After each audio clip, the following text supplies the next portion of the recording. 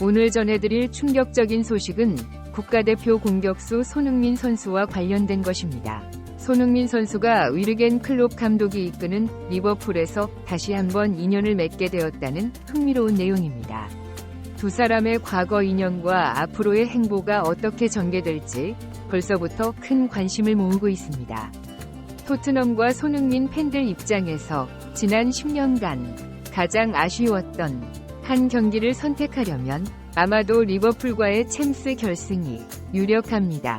루카스 모어라 기적의 해트트릭으로 상사된 결승전 이모저무는 10년 이야기 거리를 남겼었고 아마 미래에도 변하지 않을 뜨거운 이슈입니다. 익숙했던 토트넘의 후회일지가 아니라 승장 입장에서 클롭의 이야기가 리버풀과의 작별을 맞아 전해졌고 새로운 시각으로 결승전을 회상할 수 있었습니다. 넣으려 하는 자와 막는 자의 감정은 당연히 다릅니다. 당시 손흥민에게 볼이 전달될 때 토트넘 팬들이 느꼈던 기대감과 정반대로 클롭은 눈을 감아버렸다는 재밌는 표현을 사용했습니다. 과거 맨유의 전 경기를 시청하던 시기에 바르사와의 챔스 경기에서 상대 10번이 공을 잡을 때마다 눈을 감아버렸던 저는 정말 100% 공감하는 감정입니다. 심지어 메시가 하프라인에서 공을 잡았는데도 혹시 마라도나처럼 득점할까봐 제발 그냥 다른 선수한테 공을 전달하길 속으로 빌며 90분을 보냈었습니다. 기억이란 우리에게 상상력을 제공합니다. 클럽은 다른 PL 감독들보다도 손흥민에게 오래도록 실종당한 보르트문트 출신 감독입니다. 지난 영상에 소개한 대로 이미 하프라인에서 출발한 손흥민의 단독 질주에 의한 실점도 경험한 바 있습니다. 해당 영상을 공격수 입장에서 바라보면 특별한 페인팅이 없던 쉬운 득점 같아 보입니다. 하지만 당시 뮌헨과 1위 경쟁을 하던 도르트문트의 포백 라인은 단단하다 못해 강철 같았습니다. 수비진이 아무것도 못해 보였던 실전 장면이 정말 흔치 않았던 시즌이었습니다. 왜 센터라인이 완전한 마크도 아니고 슈팅각 제어도 아니고 애매한 각도와 거리를 유지했을까? 묻는다면 당시 손흥민은 박스 외곽 슈팅보다 박스 안으로 침투하는 비율이 훨씬 높았기 때문입니다. 즉 이 또한 기억력에 의한 상상력이 역할했고 수비진의 머리에선 박스로 들어오는 손흥민과 싸우고 있었기에 슈팅각은 다소 열려 있었습니다.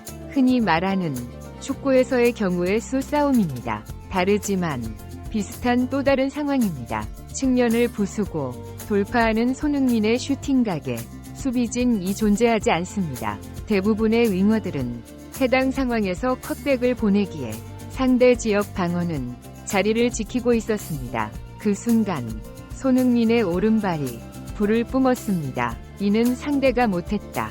이전에 손흥민의 특성을 몰랐다고 해석하는 것이 적절하고 결과적으론 토트넘 이적 이후 손흥민의 전체 패스 숫자와 연계의 비율이 늘어났지만 독일 시절에는 FAL에서 보다 오히려 득점 찬스가 아닌 상황에서의 뜬금 득점 비율이 상당히 높았습니다. 시계를 미래로 돌려 챔스 결승에서 손흥민은 득점하지 못했습니다. 하지만 클럽의 머릿속에는 과거 손흥민의 득점 장면들이 이미 기억되어 있었습니다. 인간 심리에서 공포라는 감정은 뇌가 일으키는 조작에 가깝습니다. 아기들은 절벽을 무서워하지 않지만 어른들은 절벽 끝에 서면 섬뜩함을 느낍니다. 추락이 무엇인지 알고 있기 때문입니다. 이는 떨어지기도 전에 이미 뇌가 느끼는 자극입니다. 그 자극은 가짜이지만 생존 본능과 연관한 생물학적인 주제이고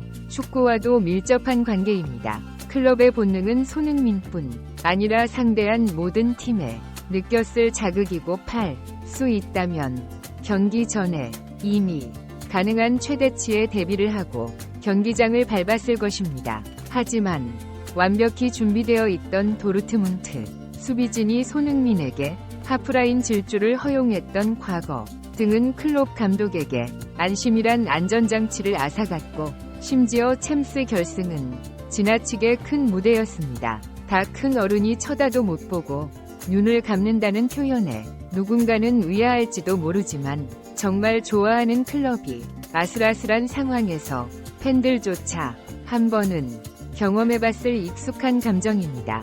야구, 농구와 달리 리그 경기 이후 토너먼트가 없는 클럽 축구에서 챔스 결승은 가장 큰 단판 승부입니다. 그리고 손흥민에게도 해당 경기가 당연히 등장하리라 예상되었던 질문이 던져졌습니다. 아니요, 다시 뛰어본다고 해도 과연 그 결과가 달라질까라는 생각을 하기도 하고, 그런 그 상황 속에서 할 만한 경기도 해보고 또 져보기도 하고 이겨보기도 함으로써 진짜 많이 배웠다고 생각을 해요.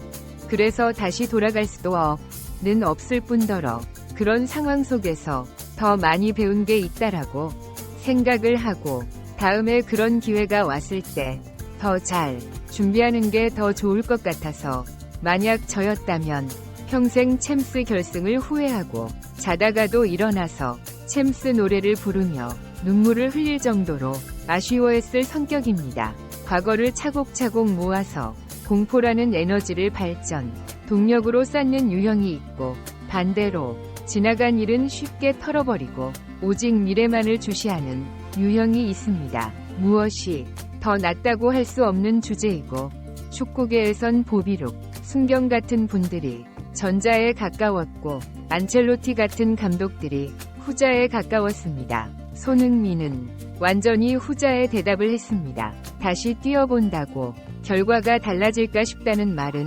지극히 현실적이고 저보기도 해서 많이 배웠다는 말 또한 이성적입니다. 사실 그날의 경기는 선수보다 토트넘 감독 입장에서 더욱 후회가 남을 만한 경기였습니다.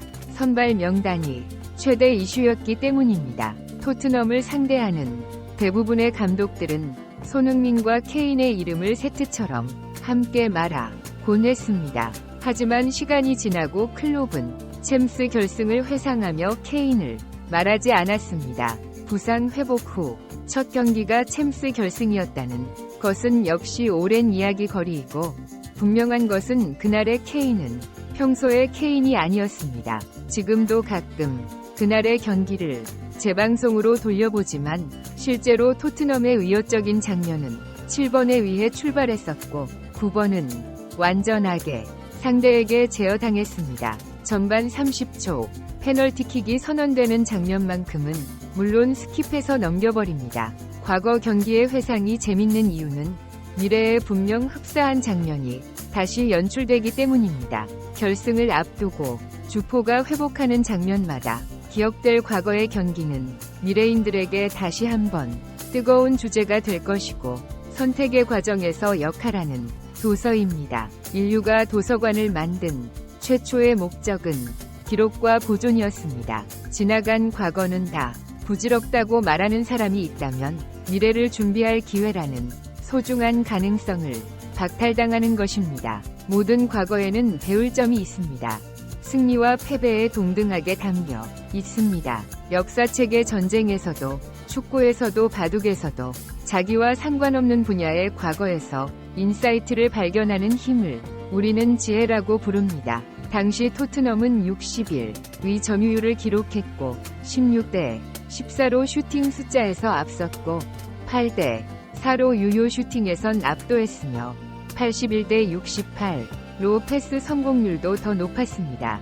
양팀 총 패스 횟수는 528대 280으로 완전히 토트넘이 앞섰습니다. 숫자만으로도 표현되는 당시 경기는 페널티킥 실점 이후 토트넘이 주도했고, 클롭의 말처럼 두 번째 득점이 터지기 전까지 향방을 할 수 없었습니다. 하지만 점유, 슈팅, 패스 모든 수치는 잊혀졌고 우승팀과 준우승이란 기록만 남게 되었습니다. 경기를 회상하는 양팀 주역의 언어는 결국 과거와 오늘, 그리고 미래로 나아가는 힘을 주시하게 합니다. 손흥민의 말처럼 그 패배가 있었기에 득점 왕 시즌 3회의 10-10 시즌이 발생했을 수도 있습니다. 팬들은 선발 라인업의 미스를 말하지만 선수에겐 선수 선발의 권한이 없습니다. 현실적으로 그가 감독 탓을 하는 것은 아무런 의미가 없고 풍년을 위해 날씨가 좋겠다는 바람처럼 그가 컨트롤할 수 없는 영역입니다. 하지만 철학이 자신의 부족함으로 여기고 발전의 동력으로 삼는다면 그마저도 걸음으로 작용됩니다. 절정과 함께 점점 사그라드는 인생이 있고 절정을 향해 평생 나아가는 인생이 있으며 절정이 무엇인가란 최초의 질문에 대답은 개개인마다 다릅니다. 누군가에겐 성취, 누군가에겐 자기 만족, 누군가는 명예, 혹은 발전과 확인, 그 자체일 수도 있습니다. 인생에서 챔스, 결승의 클럽이었던 사람도 손흥민이었던 사람도 있습니다. 중요한 것은 어제를 바탕으로 오늘을 어떻게 살아가고 있을까? 입니다. 어제로는 다시 갈 수 없지만 오늘은 현실이기 때문입니다. 우리가 만날 우리만의 챔스에선 여러분 각자의 우승을 만끽하길 응원합니다. 손흥민과 클롭 감독의 운명적인 재회 소식이 축구 팬들의 이목을 사로잡고 있습니다. 두 사람은 과거에도 잊을 수 없는 인연을 가졌었는데 이번에는 어떤 결과가 기다리고 있을지 궁금해집니다. 앞으로의 상황을 지속적으로 업데이트하겠으니 축구 매니아 24H 채널에 꼭 구독하시고 알림 설정도 해주세요. 좋아요와 친구 소환으로 많은 관심과 응원 부탁드립니다.